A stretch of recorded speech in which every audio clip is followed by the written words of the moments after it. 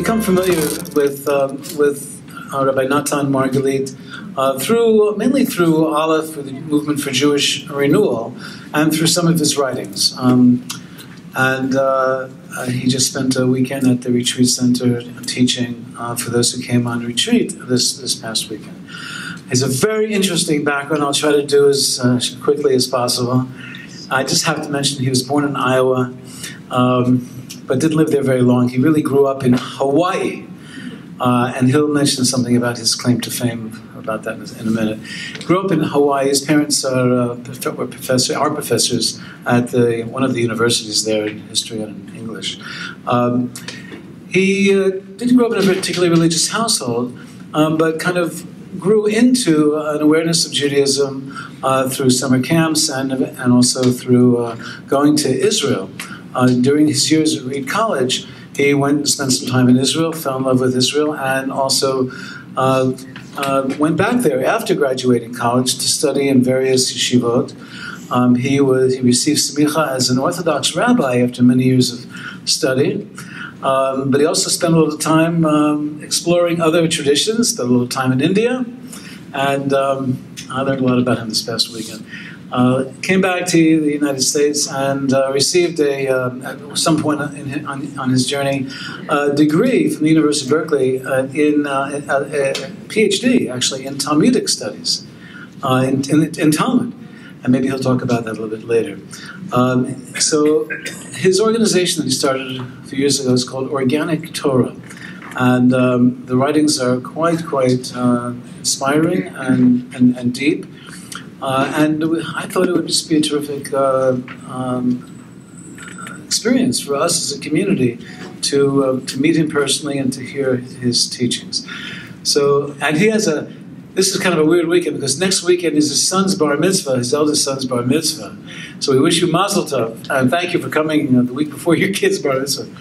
Great. All right. Thank you, David. And we had a wonderful time at the retreat center this weekend, and it's always great to talk with people who are really in tune. And I've talked with a couple of you who are already teaching me things about what's going on in the kind of subjects that I like to talk about.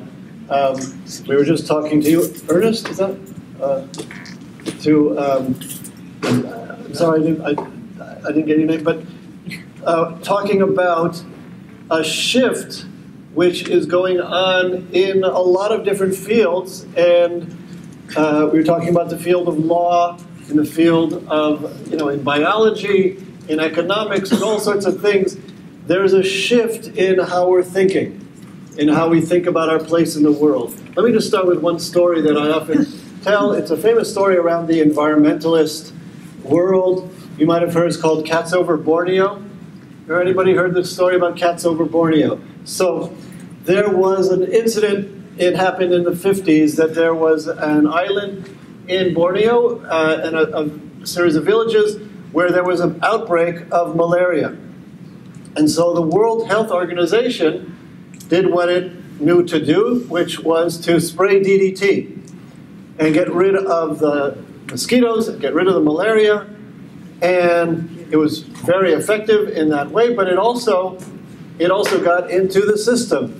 And it got into the insects, and the insects were eaten by the geckos, and then the cats would eat the geckos, and the cats were dying, which then created an outbreak of rats, which were bringing plague and typhus and all sorts of things much worse than the original malaria.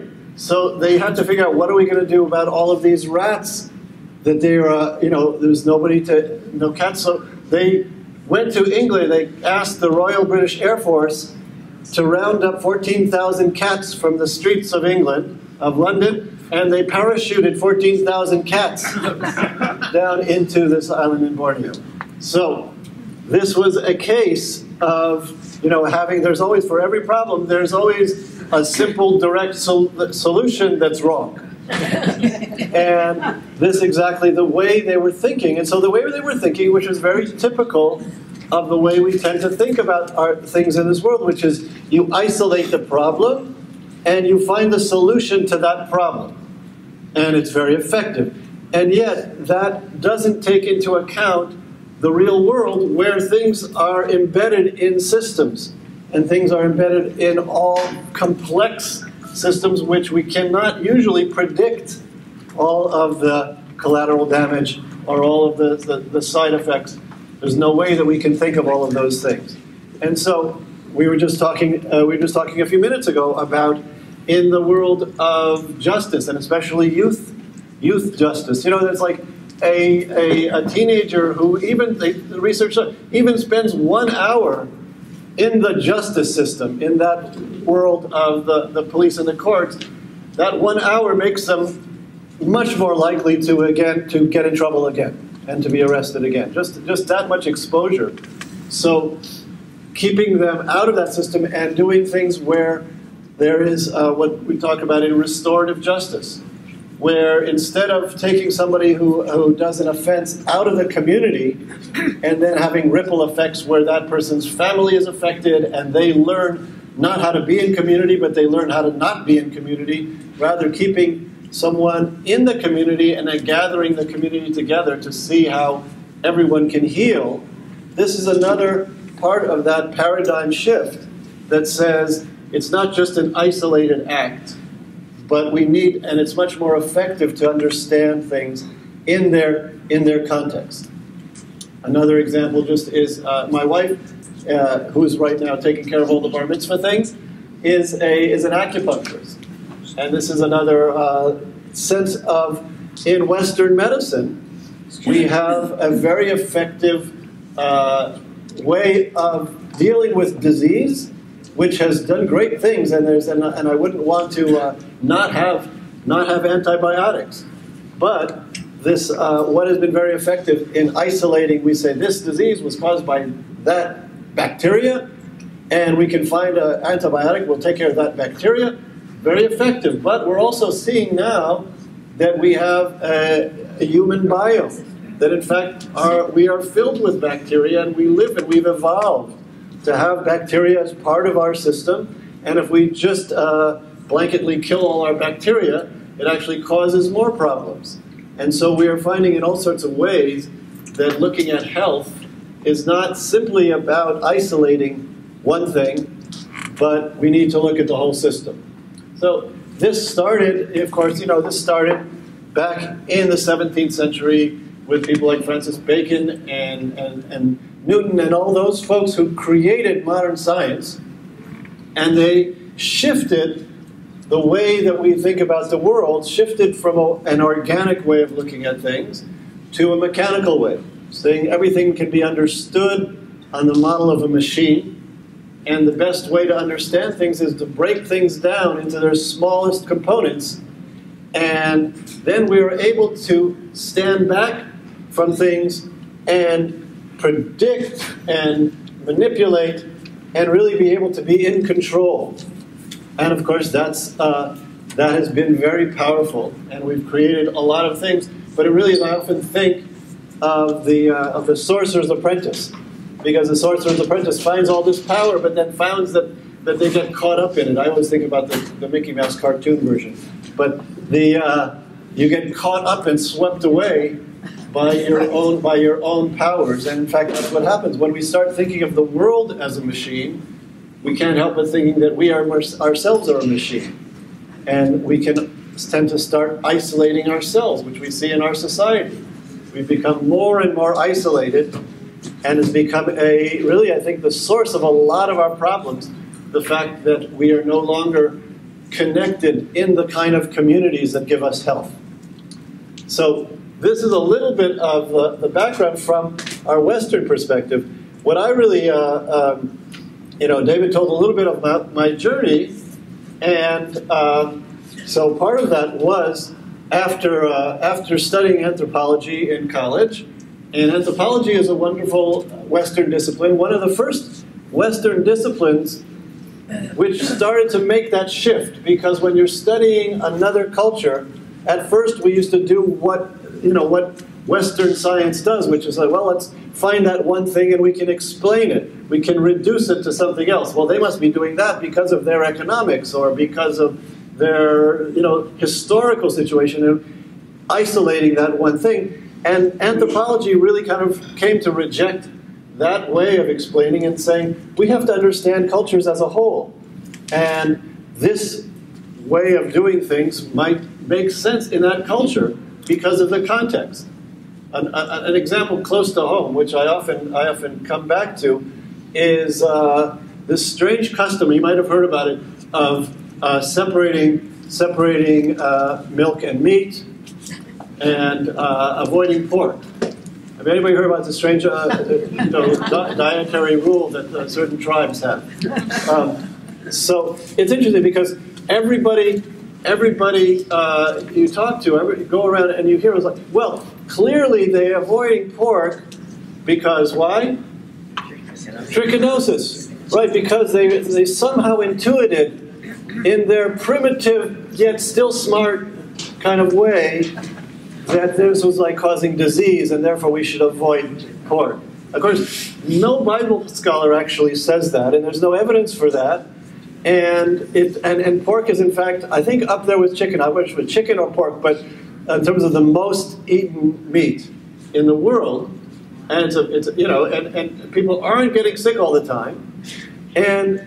But the thing is, it's a very satisfying in some ways kind of explanation. It's a reductionist explanation. It allows us to feel kind of like, oh yeah, well, for non-moderns they were pretty smart, and it was pretty good avoiding the disease. But now that we know about the real cause of that, we don't actually have to do it because it's just, we know the real reason now. That's the problem. What's one of the problems with reductionist explanation? It reduces, and it's been a big issue in religion in terms of our society, because religion as compared to science has really taken a back seat, because science has come along and reduced religion to say, we know the real reason why you're doing things. And of course, if we want to understand kashrut, if we want to understand things like not eating milk and meat and not eating pork, we need to go back and look at the Torah and look at how it's presented there in the texts. And what is the context? And of course, it doesn't talk about health, it talks about holiness. What is and so that's not what my subject is for today, but that's just an example of how we can shift and think about things not by explaining them away and reducing them, but by looking at the context and looking at the whole, looking at the system. So organic Torah really is about connecting this ancient way of thinking, which really I think all traditional cultures tend to think in an organic way, and Judaism included, and connecting that to some of our modern, and again, cutting edge of a lot of different fields, systems, complex systems way of looking at the world. So I have some texts that I want to look at, but before that I just want to give us a little intro into what we spent about a good amount of time yesterday doing this, on Saturday, doing this in the retreat center, which is, I have the three mems. It's a mnemonic that I use, not the three memes, but the three mems for the letter mem. And it's a way of remembering how I connect three principles in Judaism with three principles of systems theory, systems thinking. So, I'm just going to drink a little water and then I'll come back. Let me just, as I'm taking a sip, any sort of questions or comments or thoughts before I dive into the next little section? Any? Claim to fame. Oh, my claim to fame, yes. So my claim to fame is that growing up in Hawaii, I did play basketball with Barack Obama when he was married. And so that's how, and I wrote a letter into the New Yorker, a letter to the editor, which people sometimes write for years before they get accepted. My first time writing in, wow. They accepted my letter because there was, I don't know if you remember, a few years ago there was an article about surfing. Yes. In Hawaii, remember that? Yeah. Beautiful article. And I saw this and I said, this was like a year earlier or maybe later and like 2 miles down from where I was doing exactly the same thing, learning how to surf in Hawaii. So I wrote in about that, and I ended the last paragraph of my thing saying I didn't really ever get so good at surfing, but I got into basketball, and I ended up playing basketball with Barack Obama in high school. So that's why they published the letter. So, yeah, that's how you do it.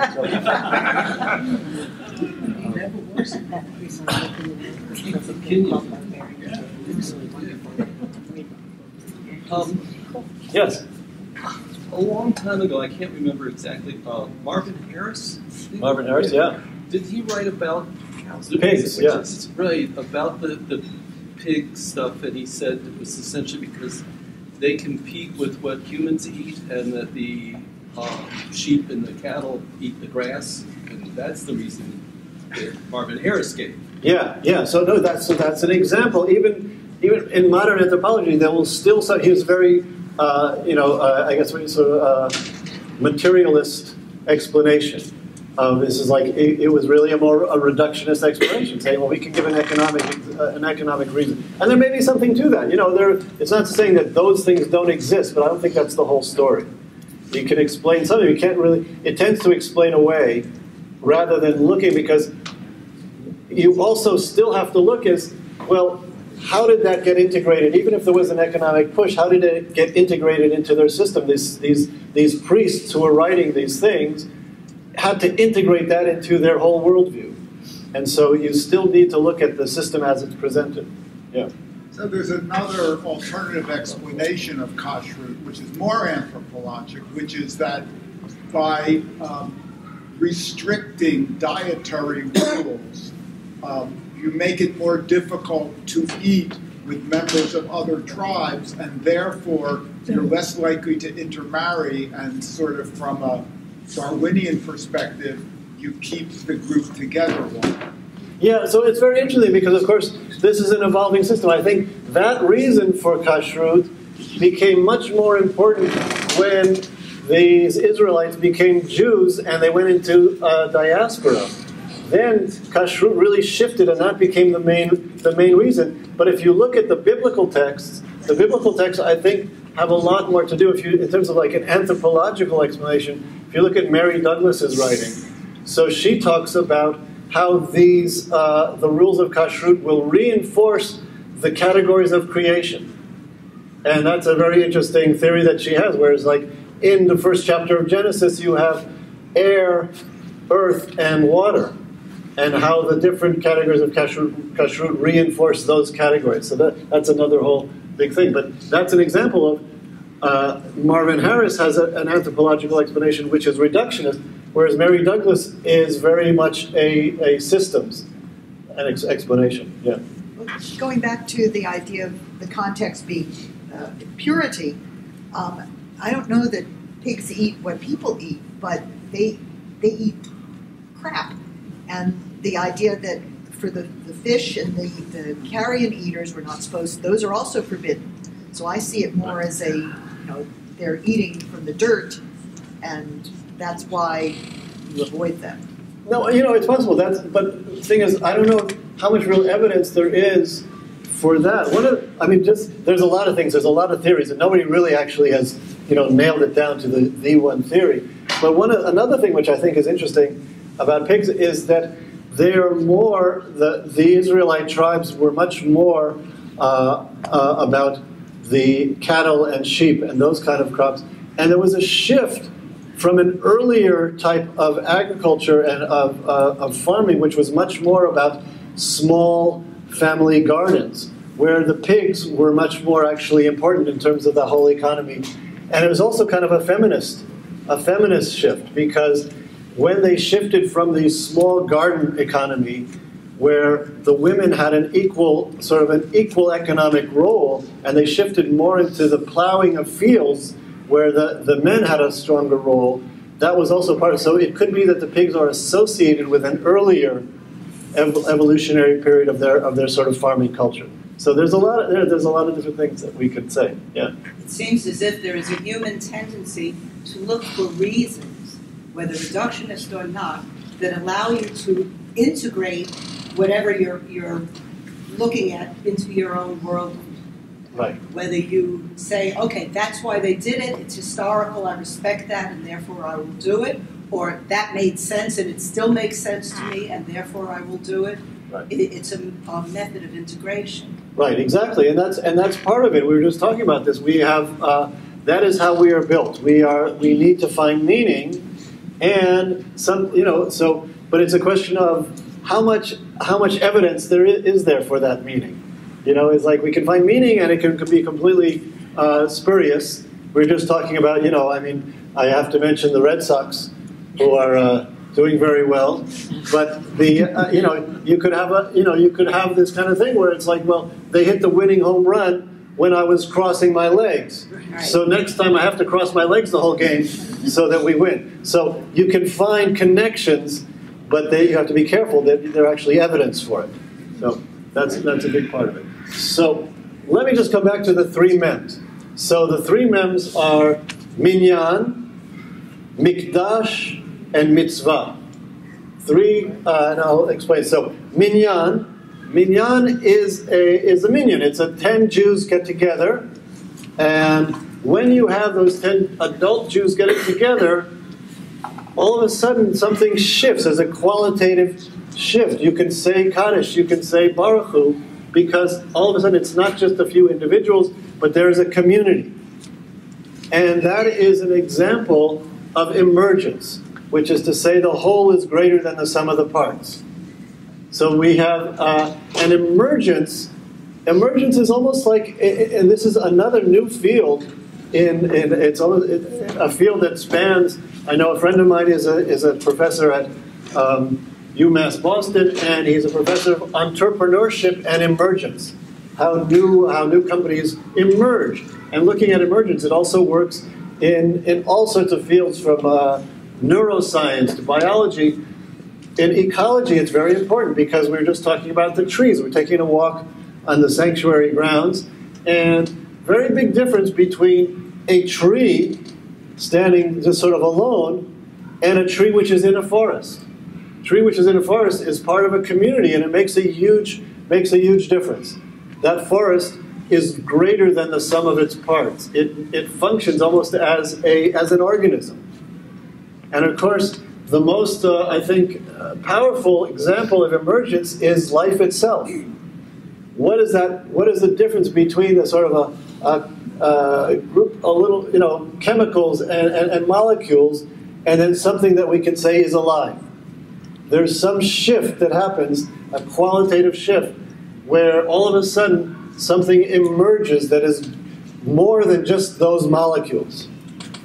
And we see that very powerfully in our experience of birth and death, where there's if you've ever been at a bedside of someone who has transitioned out of this life, it almost doesn't compute in our mind, because the same molecules are there, and yet the most important thing, all of a sudden is not there. And that most important thing is something that you can't find one thing that is, that's the life, it's that quality that emerges from the whole. And when we don't have a whole, then we lose the life. And so that is, I think, important. And so I call that minyan, because minyan is one of the many examples within Judaism of how we place importance on things that are, the whole is greater than the sum of the parts. The next principle is mikdash. Mikdash means sanctuary. And the quality of sanctuary is that, in the Holy of Holies, in the temple, you had the Holy of Holies, and then that was within the holy area, which was in the courtyard, which was in the walls of Jerusalem. Then you had the city of Jerusalem. And you have these concentric circles where you have a whole, but it is connected to a larger whole. And they're connected through a permeable membrane, where things are protected, but they also can have energy and information going out, in and out. Just like a cell, which is in an organ, which is in a body, which is in a community. And so all life is really organized in this way, in this nested kind of a pattern. And one of the important things about a nested pattern, especially in our world, is that it takes away the sort of either-or way of thinking about things. And especially, I think, in the Jewish world, it takes away, we often encounter a kind of an either-or between are you a tribalist or are you a universalist? And we get people coming down on one side or the other. And it's either, in our world, many of the problems come down to the two sides can't talk to each other. Either you're for, it's America first, or or whatever, or it's just about the Jewish people, or you're a universalist. And in fact, Judaism has never made that either or. Judaism has always embraced this both and. Even within the Shema itself, we actually didn't talk about this yesterday, but the original saying of the Shema Yisrael, Adonai Eloheinu. Eloheinu means our God, the God that we know, that we have known for 3,000 years. Adonai Echad, the one God, the God that is a universal God. And so right in the Shema itself, we are putting together both the particular and the universal. And then if you go on in the Shema, in that first paragraph, V'ahavta, how do we actually bring that love of God, that awareness of oneness, how do we actually bring that to life? We need to do it in terms of our nested identities. First into your heart, and then into your soul, and then into your might, how you act in the world. Put it on your arm, where you act in the world. Put it between your eyes for your consciousness.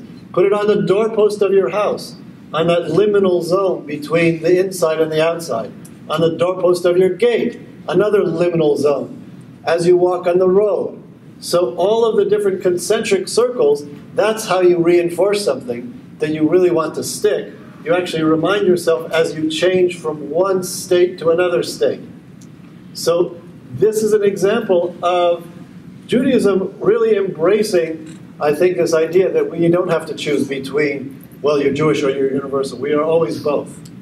And that's the second principle of nestedness or mikdash. The third principle is mitzvah. Mitzvah is a small act that you do because it's the right thing to do. And it may have huge consequences or it may not. And this is really the principle that was Malcolm Gladwell made famous with his book Tipping Point, and the idea of going viral. In systems language, it's called bifurcation events, where it's the straw that broke the camel's back. Which is to say, we can't always predict. In fact, in a complex systems, you can't predict what a small act is going to do. This is how chaos theory started, where we discovered like the butterfly effect, the so-called butterfly effect of flapping the wings in China causes a hurricane in Kansas, where a small thing can cause a huge effect. And it's an amazing spiritual kind of a technology that we have with the mitzvah, because we say, yes, we have big goals to tikkun olam, to fix the world and to do these great things, but the way we do it is by one small act at a time. And you do the act because it's the right thing to do, and maybe it'll have a huge effect, maybe not. You never know. And because you never know, you can never predict. And so this really sort of puts a wedge into the sort of arrogance that we sometimes have in science, which says that we can predict and we can control. We're going to talk about that a little bit more later.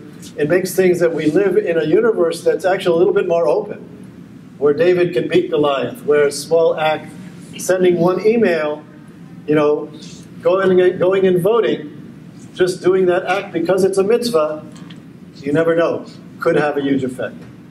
So those are three sort of overarching principles. But what I really wanted to do today was to look at some texts and see how some of this stuff works in Jewish texts. So I'm going to pass these around. So if you're looking at what I'm doing is you see that I've paired, juxtaposed a Jewish text with a modern text, and we're going to talk about that. But that is actually one of the basic principles of midrash. Is what we're doing is we're making a new midrash, a midrash where we're juxtaposing a modern text and a Jewish text. So actually, even though I actually have the more of the title on this side, I think let's start with the first one. Let's start on the other side. We're stringing pearls, solving for pattern.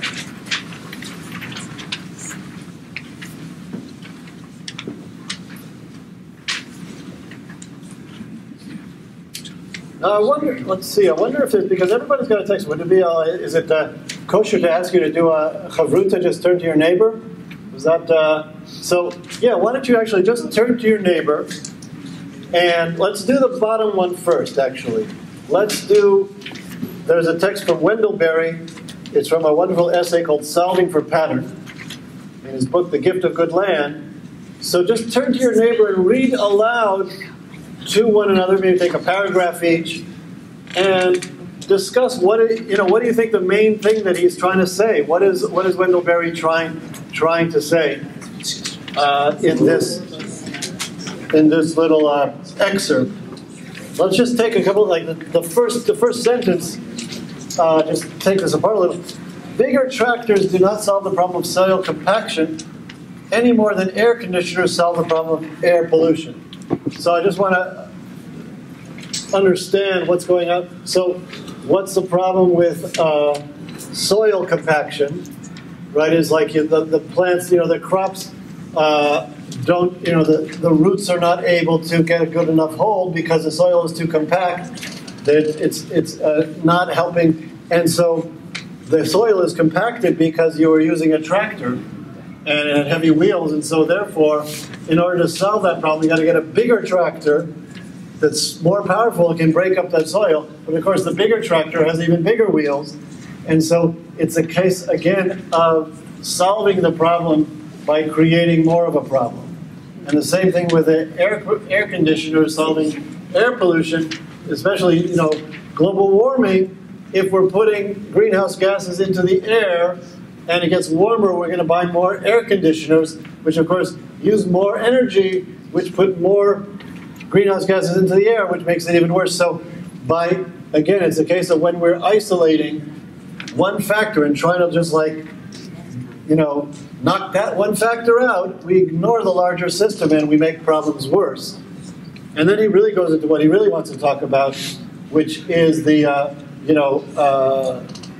large-scale food operations. And he's talking specifically about what they call a CAFO, the combined feeding operation, where you have thousands and thousands of cattle together in one place because it's more efficient, and you can feed them corn and fatten them up, and it's a great economy of scale, and the people who are owning these cattle make more money. But in fact, that economy of scale, that efficiency, creates more problems because, first of all, you're feeding them corn, which is not their natural diet. Michael Pollan actually compares, he says it's like if we were to eat, Hershey bars all day, and that's all we ate. That's kind of the comparison between the cows eating corn instead of grasses. And so they get ulcers and they get sick, and so we need to give them antibiotics. And so we create more problems. So the antibiotics get into the waterways. And when we bring them all together, then their manure actually goes into the waterways also, creating super germs. And a series of ramifying problems that have come together because we were looking at one particular factor and trying to maximize profit on that one factor. And the opposite that he's holding forth is, what if we're not looking, what if we're actually solving for pattern? And he gives a very elegant example of if you have a farm where there is grain grown and that grain feeds the animals, and the animals, their manure is not seen as waste, but their manure is actually very valuable fertilizer. And therefore you need to have the right amount of animals and the right amount of grain, and it's a symmetry, and there's a pattern. And it becomes it's very unique. Every farmer, every land is going to be different. You're going to find the right pattern. It becomes a craft and something that takes a lot of care and intelligence to put this together and finding the exact right pattern and keeping adjusting it. But the result, as he talks about, is health. And as we talked about yesterday, in another essay, he talks about how health is really the same root as heal, as whole, as holy. And so there's a certain something again about holiness and wholeness and health that is an emergent property that comes when the whole is greater than the sum of the parts. There's a beauty and wholeness to a small farm where everything is in balance. We talked about yesterday about how in any product you never go to the supermarket and buy a bar of cheese or a bottle of milk that has like a factory farm on the cover, right? It always has like a little rolling hill with a farmhouse and some fences and some animals, because we intuitively find beauty in that, and that's a much more attractive idea of where our food comes from, even though it's actually usually not true. But so that is solving for pattern, Wendell Berry. So now I'd like to actually go back into Chavruta. I've paired this with a text from the song Midrash of the Song of Songs. So this is the rabbis commenting on this verse from the beginning of the Song of Songs. It's, your neck is lovely with a string of pearls. That's one of the first verses in the Song of Songs. And so they come off of that verse, and they tell this story about Ben Azai. So I want people to go back into your Chavruta, and first of all, try to understand, why does this story about Ben Azai, what does that have to do with the verse from the Song of Songs? And then secondly, why in the world am I pairing this story about Ben Azai learning Torah with Wendell Berry's story about farming? What is the common denominator? So go back into your Chavruta and for a few minutes and work on those, and we'll come back together. Why did the rabbis put this story together with that verse about the stringing your pearls of necklace, the verse in Song of Songs? Anybody? Yes? Well, the pearls are materialistic, and the string of words is something more, I would say ethereal, but it's something more... Abstract. Excuse me? Abstract. Abstract, yeah. It's more abstract, and it's more related to the whole idea of connection than the pearls. The pearls are just individual things put on, but the words are actually connected together. So they're doing the same thing, but on a different plane. Well, it's a totally different world. It's material versus an abstract. Well, it's interesting, yeah. Well, it's interesting. They're taking that material world, which is the string of pearls, and they're saying, but the connection is the stringing, right? Yeah. They are both stringing things together. Yes? But I think it's inferring that the stringers of pearls enhance the niska. Yes. So just as it enhances experience to have all these words from the Torah, from the prophets and the writings, is one led into the other, and it enhances experience. Right. But I'm curious about the fire, that he was surrounded by fire, which sounds almost Hindu rather than... Well, it's interesting, and again, I just gave a small excerpt, but he goes on. There's the next line, which I maybe should have kept in, was he gives a proof text, and he says, and the words were as joyous as on the day they were given on Mount Sinai, as it says, and he quotes from Book of Exodus, and the mountain was burning with a fire. Oh, that's right. And so that was the fire seems to be the fire of Sinai. Reliving the experience. Right, but also, what would the fire be like in terms of the pearls around the neck? Any fire? Any fire that one feels in a relationship of love? We can be on fire. That's also fire of passion. So that's another possible yes. Well, here he uses this unusual word stringing twice, because here it is, Bacharet, and then he says Bacharetzim. That's not a common word, so it occurs in both these letters. Yeah. So this is really the words. So maybe the connection is the use of that unusual word Well, exactly, because that points out the stringing. Yes. So the stringing is the key, and I think that really is. The key seems to be when he's understanding the text, he's understanding it by stringing it together, by making a juxtaposition. Right. Yes? Fire can be seen either as a source of destruction or a source of light. Right. And so maybe it's, so he wasn't in danger, he was in fact illuminated. Right, exactly. But I think that there is also, we can go on, there's more to it, but I think some people experience this as a little dangerous. But it is also like the fire of revelation, excitement, passion, and life. Yes?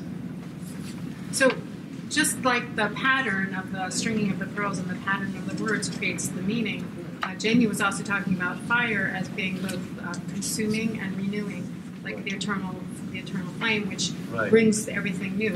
It creates and destroys in an ever circular pattern. Right, beautiful. And of course that's what he says. He says the words were joyous as on the day they were given. So there's a renewal. It's as if this is a new revelation. And that when all he has to do, he doesn't have to change a word of the Torah. All he has to do is find a new juxtaposition. Take this word and juxtapose it to that word. Take something from Genesis and put it together with something from the Psalms. And you find that new juxtaposition creates new meaning. And it's like creating new meaning is like a new revelation that he's excited about this fact that he can sit there and string worlds together, and for him it's a passion. And it's new life, it's new revelation. And I think the key is that he is solving for pattern, right? He is not like isolating the words and saying like, what is the real meaning of this word? And, isolating it out. He's saying like, how can we find the patterns? And even create new patterns in the Torah to find where the Torah can actually come alive. And that is, I think, the same kind of a wholeness and aliveness and health that we see with Wendell Berry. And so if you notice, a little sneaky thing I did, because this is also the media is the message, what I did was I juxtaposed the text of the Midrash, the 2,000-year-old Midrash, with the writing of Wendell Berry, and that juxtaposition is hopefully bringing us a new insight into the way that Midrashic thinking is really the same kind of thinking that a small farmer does or an ecologist does when we are looking for patterns and we are looking for how do we understand something by making juxtapositions and looking for patterns. And again, it's a very creative and almost artistic way, because Ben Azai comes up with a beautiful string of pearls today, and then tomorrow he might come up with a different one. And it's not that one is right or wrong. They're both beautiful patterns. Yes? So it makes me wonder if possibly this kind of interpretation starts with the modern idea and then seeks to find it in the ancient text. And could it be done with any old text? I hate to say it that way, but you know what I mean. In other words, you already have the idea of what you value, and then you seek to find it in the old thing so that it makes the old thing more valuable back up to us. It's again, when we're always looking for meaning, so we always have to check ourselves and say, like, am I just making this up? But in fact, in my experience, I say, like, I've always found that in learning Jewish texts, when we try to sort of fit Jewish texts into a sort of a Western pattern, it doesn't work. They tend to lose their life. So when we take the text and we try to break it up and say, okay, this is from this layer and that's from that layer and this is from this time and that time, we can learn a lot of interesting things about it, but it often is spiritually dead. Well, that's talking almost like about the history of it. Right, but that's often so if you're like interpreting the Torah. So one of the interesting things, we talked about what I did in graduate school. So I had my degree is in Talmud, but it was a degree in in literary theory, anthropology, and Talmud. So one of the interesting things going on at the time in literary theory is that people were starting to look back at Midrash and say how interesting it is that a lot of these things in the Midrashic way of looking at it are actually very similar to some of the more sort of postmodern things that are going on in Rome. Now, we could be just making that up, but my experience is that these texts are actually really do seem to have a much more organic pattern. They make much more sense when we don't try and fit them into like a 19th, 20th century way of looking at things, which is also a historic way. And we start looking and say, like, well, maybe there's a different way. And that more organic way actually seems to fit better. Yeah. I just wanted to, this made me recall a distinction that I read about in reading about mythology that in Sanskrit, apparently, there were two words that made a distinction between what referred to, it was translated as the local versus kind of the more universal and eternal. And that could be helpful here, that in any sort of meaningful text, because it was produced by human beings living on the same earth we live on with the same human problems we have, there can be things that do transcend time and place. But there also will be symbolic references that are to things for that specific time and place that may not be so meaningful for us. So what we're doing here, I think, is looking for those kind of universal eternals, and we can sort of ignore maybe the more local and temporal. Well, no, you know, it's interesting because I think this kind of thinking is true of pretty much every traditional culture, and the big break actually happens in Western culture, where we come up with this idea, which I think is very unusual, and most traditional cultures are not going to have this idea of of looking at the world as a machine and of breaking things down into their smallest parts. That's the unusual thing, but that's what we've come to think of as normal in Western education. It's all Rene Descartes' fault. So that's part of that whole world, yeah. And if you look at their writings, they're very clear. And it's very, you know, it's a very oppositional thing. It's very, we're going to control nature, and by the way, we're also going to control women, and we're, you know, it's very much of sort of like standing back and not being a part, which is where we've come to in a lot of our education and science and technology in the Western world. But we're starting to question that now because we're seeing places where it's actually not working. So. Yes. There's a book by Yuval Harari called Homo Sapiens, and he points out in that book that one of the big developments in human civilization was development of means of exchange. And when you look at these two different readings you have, the farmer who has an integrated farm and just raises food for himself can't feed the pearl fishers who are bringing up the pearls or buy the pearls.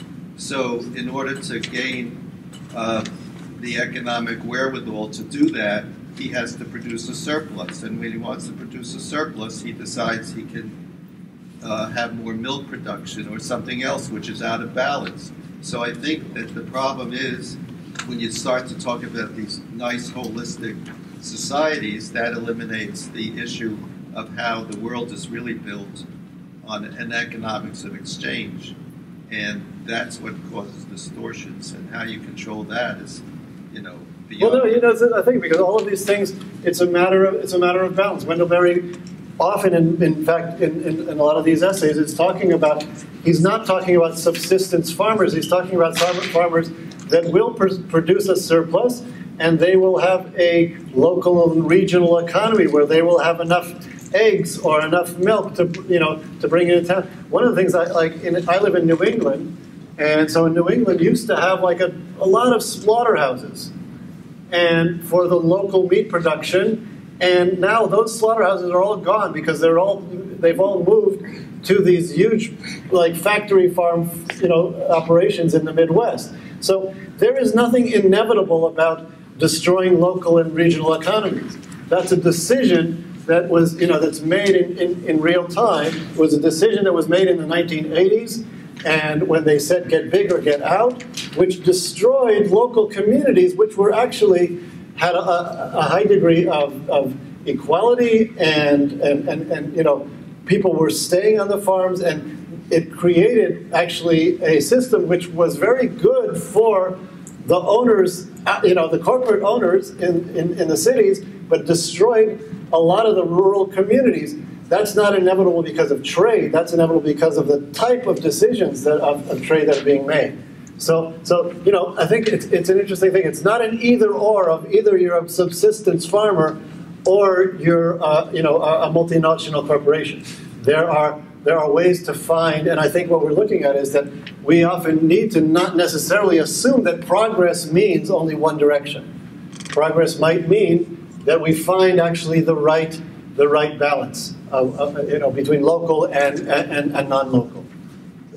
Yeah, my reaction in the Wendell Berry article is that he was glorifying the farmer, but actually what you're talking about is we just need a producer who's looking for integrating production, raising of the animals and selling of the animals in a way that honors how they all integrate. Right. What he's really saying. It could be on a larger scale as long as they're following certain. Right, exactly. And this is not organic movement. Yeah, this is not anti-science and it's not anti-progress. It's not. I've heard wonderful speakers talking about. It's like genetically modified. Crops and things, which is not to say that's not necessarily bad, but if it's done in a particular way, which is very top-down and ignores the local situation, then it can be destructive. It may actually be useful if it's done in the proper way. So this is not to say this is anti-technology or anti-commerce. This is about decisions that are made to look at what Wendell Berry is to say, let's look at the whole. Let's shift from a reductionist top-down to looking at the whole system. So let's move on because I think I want to do the other text as well. And so let's take a look at this. Let's do this together to save time. I don't know how much time we have, but let's take a look at this together. Let's first do the Midrash. The Midrash is a Midrash on Genesis. And I'll just read it. Rabbi Simon said, at the time that God came to create the first human, the ministering angels formed themselves into two groups. One said, create. The other said, don't create. As it is written in Psalm 85, kindness and truth met, justice and peace kissed. Kindness said, create him because he does much kindness. Truth said, don't create him because he's full of lies. Justice said, create him, for he acts justly. Peace said, don't create him, he's full of argument. What did God do? God took Torah. Pardon me, that's supposed to be truth. What is it supposed to be? It's supposed to be truth. It is truth in ours. Oh, you're right. Sorry, I didn't know what happened there. God took truth and threw it to earth, as it is written in Daniel 8, and he threw truth to earth. The angels said to God, Master of the universe, why are you insulting your royal stamp, truth? Raise truth up from the earth. As it is written, again back in Psalm 85, truth will sprout from the earth.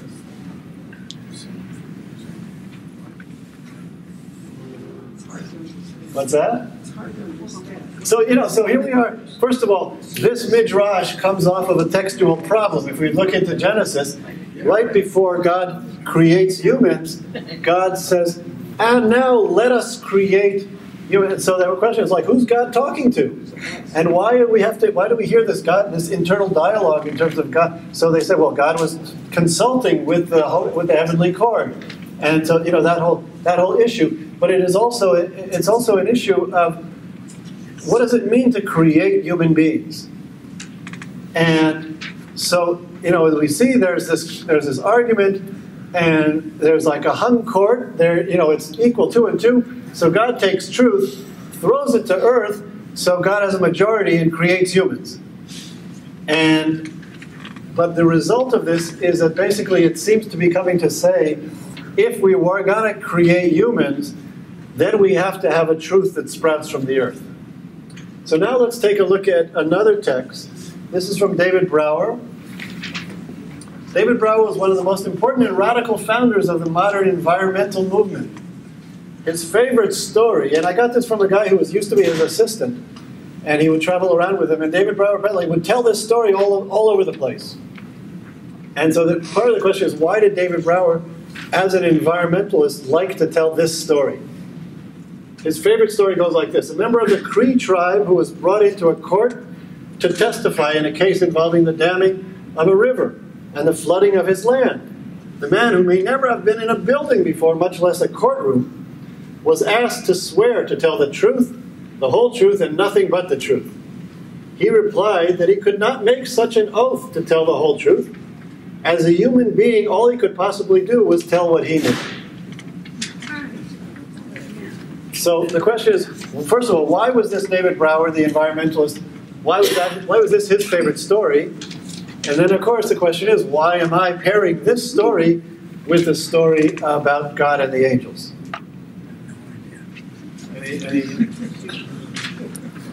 Yes? I guess there's only so much truth that can come out of a person, a human being, given our own biases and perspectives, that we will do to the earth what we think is right, but the earth will ultimately, our nature will ultimately do what is truth and what is good of the earth. Yeah, so yes. You both had your hand up. All right. So I think as an environmentalist, he was looking at the things like damming a river, where people are doing that, and they have some truth, but I would call it a small t truth. You know, they've got a particular, as you're talking about, they've got a particular objective and the problem, and here's how to solve this problem. And this indigenous person kind of recognizes that there's an intellectual arrogance to that there's a whole truth that we can't possibly know. And if we have that kind of humility, we may be more cautious about doing those sorts of things that don't have a big impact because we don't know what it's going to do. Right, yeah, exactly. Yeah. And I was thinking of the story of God throwing truth to the ground, that truth is grounded, it comes from the ground that we are on, it comes from our organic self of what do we see and how does that grow through us. Right, yeah.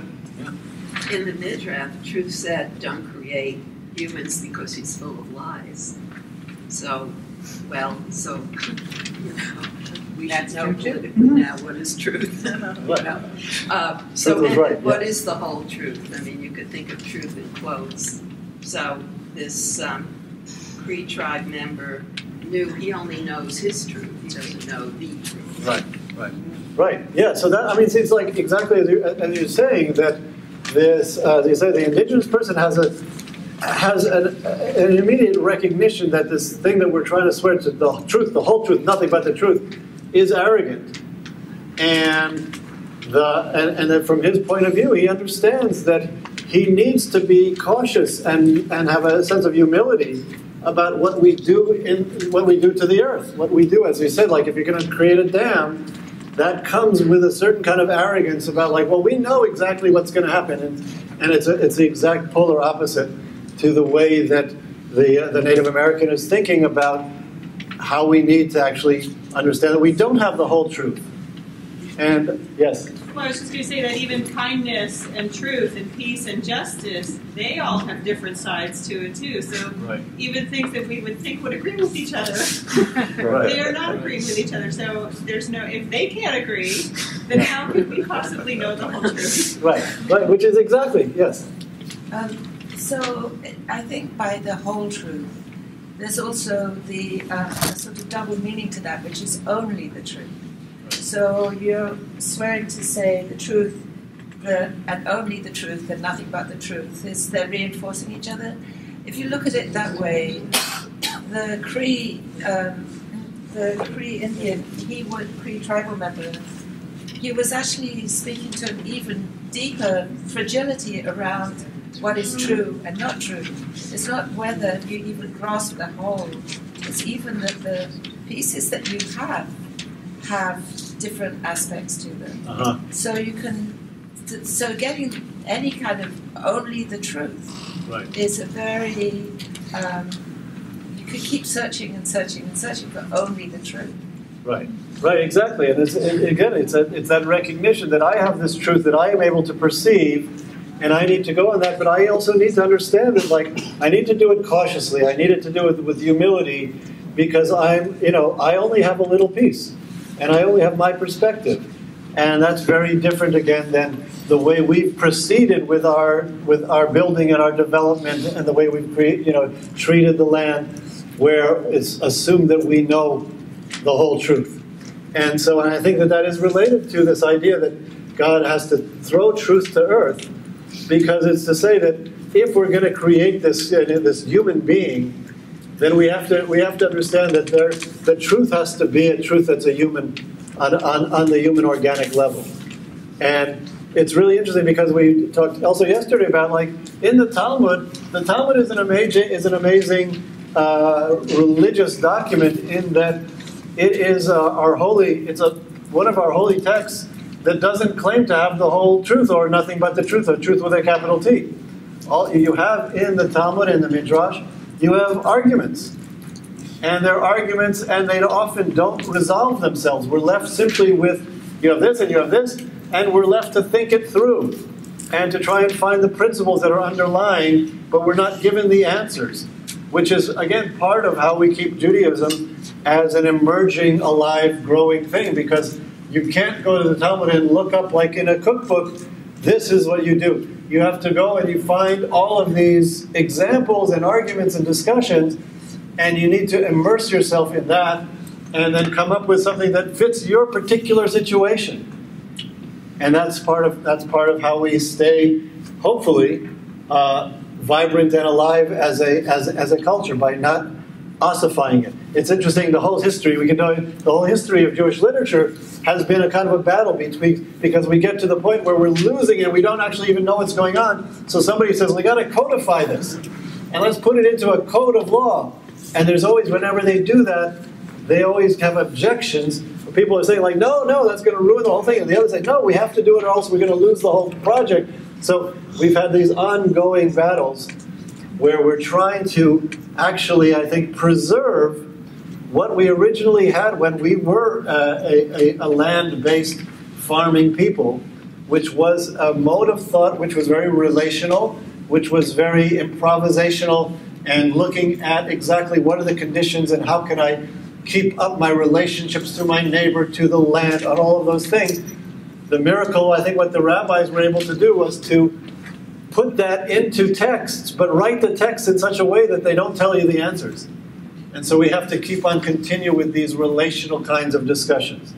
And continuing, as we saw with Ben Azai, to keep on stringing things together and making new juxtapositions, not to come up with a truth with a capital T, but to come up with a satisfying answer that's beautiful and pleasing and perhaps appropriate to our situation. So I want to open up now to any questions. Yeah. So I'm curious, Natan, your process. This is a sampling of organic Torah. So in your process of putting together, what came first? Did the Talmudic text come first, and then you found a contemporary supporting text? Or did you read the supporting text, the Wendell Berry or the other, and then say, oh, this resonates with something I've learned in Midrash? What was your process?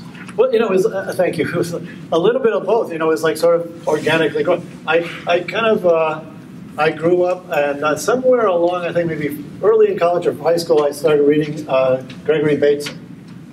And, Gregory Bateson was one of the first people who was talking about cybernetics. He was a wonderful scholar who started out in, biology, then he was in anthropology, and he made contributions to psychology. But his whole thing was about, we need to look at the pattern which connects. And he was once on the Board of Education in California, and he wrote a letter to the board saying, if we lose the pattern which connects, we lose all quality in education. Because he was very much objecting to this idea, like we have all these silos of disciplines, and everything is disconnected, and education is boring if you're just learning disconnected facts. And if you put things together in patterns, so I just intuitively like that. it sort of resonated the way, for whatever reason, the way I like to think. And I studied anthropology in college, where I discovered people were doing this, sort of like structural and cultural anthropology, which looks for patterns. And then I went to yeshiva in Israel, and I had a teacher who was learning Mishnah, and he was looking at Mishnah in a way which other people were doing. It was a unique approach that he had, which was to look at the Mishnah in terms of a pattern of how this chapter is put together. And I kept on trying to figure out, it looks like to me like the rabbis are doing anthropology on themselves. And I couldn't quite figure out what was going on. And so I went back and I finished college and I did my senior thesis on an anthropology of the Mishnah, trying to figure out how these rabbis were using structuralist kind of ways of thinking to fit together their culture and create a new pattern, because the rabbis in the time of the Mishnah were at a crisis point where the temple had been destroyed and they were about to go into diaspora, and they needed to, in some ways, make new sense of their culture. So they did it by taking all the different elements and piecing them together like a mosaic into a pattern which worked for them. And so I started doing that, and I really got into this way of looking at the Mishnah especially. And at a certain point, I got exposed to people like Wendell Berry and environmental thinkers, and I said, wow, this is the same kind of thinking in terms of looking for patterns and looking for the whole rather than just the parts. And I started to put that together to say that, this is a really exciting moment we have when this ancient way of thinking, a traditional way of thinking, which is much more about organic patterns, our Western culture is actually starting to come back around in using very modern and language of systems theory or cybernetics or structuralism, all the different names for it, but we're starting to come around to a shift back to that looking at the whole rather than the parts. And so I think it's a very exciting time when some of the ancient thought can really become together and reinforce some of the cutting edge of our modern thought. Well, isn't that really the role of government? And that's what makes a civilization put all the parts together to an organic whole that function together. So whether it works or not is... Yeah, I mean, sometimes it is, but government is always, again, like these concentric circles. Like, if it's just top-down government, then that's not very organic. It has to be where it's starting from, the small units, like the towns and the cities and the state.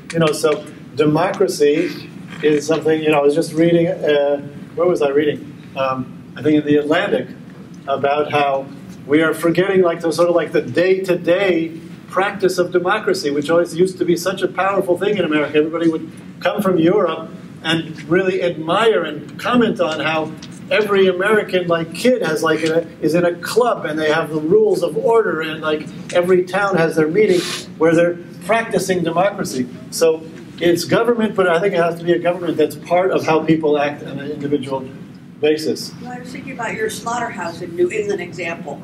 It's possible that the slaughterhouses were zoned out, that you can't put a slaughterhouse in that town anymore because the zoning prohibits it. Right, but why did the zoning prohibit it? Maybe because of corporate donations to the elected officials who... Right, there's also there's a ton of different factors that we can try and follow, but basically it seems to be like it was a shift towards an economics of bigger is better. And so New England, which used to have a lot of farms and animals and some other things, all of a sudden it's more hilly, and you can't have these huge monocrops in New England in the same way. So it's like the agriculture has actually struggled. But it's interesting now because now places like Maine have developed their organic agriculture really very much ahead of a lot of other states. So they may be behind in terms of what's going on economically now, but who knows, maybe they're creating the next model for the future. Yes, yeah, that's it. Well, I was just thinking that when she said government, I was thinking that it goes back to what's the intention. So if the intention is about health, then that's what it was when you were just talking about. And now when the intention shifts to profitability, then that destroys the foundation for all the different systems. Right, exactly. We tend to look for just one thing rather than the health of the whole, yes. I've been struggling through your talk with the concept that you've given us about fitting the pieces together to make a whole. And what little I remember about systems theory and game theory is the difficulty of decision making under circumstances of uncertainty, where you don't know the likelihood of all the outcomes or how many of the outcomes may occur.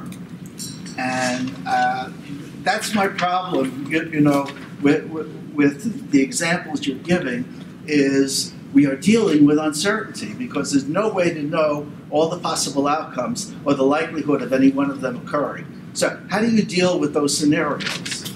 So, it's, you probably know more about it than I do, but I think one of the things about, about a systems approach is that we can never know, like, all of the individual outcomes, but we can say something about the whole. So if we're looking at, like, an economic picture, we might say these people are going to have this income level, this, this percentage, and this. We can't say at all about how one individual is going to land in any of those things. But we can say, if we have these factors, we're going to probably have these percentages. So we can make predictions about the whole system, but we can't make predictions about the individuals. That's just a quality which I think is a quality of complex systems, which again I think is actually in some ways positive, because we have to let go of being able to say that we can predict every small thing, but we can still work towards some of the larger patterns that we can discern. That's my understanding. Yes. I just wanted to ask if you'd heard of a film, because the entire film is about this subject. It's a film called Mind Walk. I believe it was in the 90s. And it was based on a book by the physicist Fritjof Capra.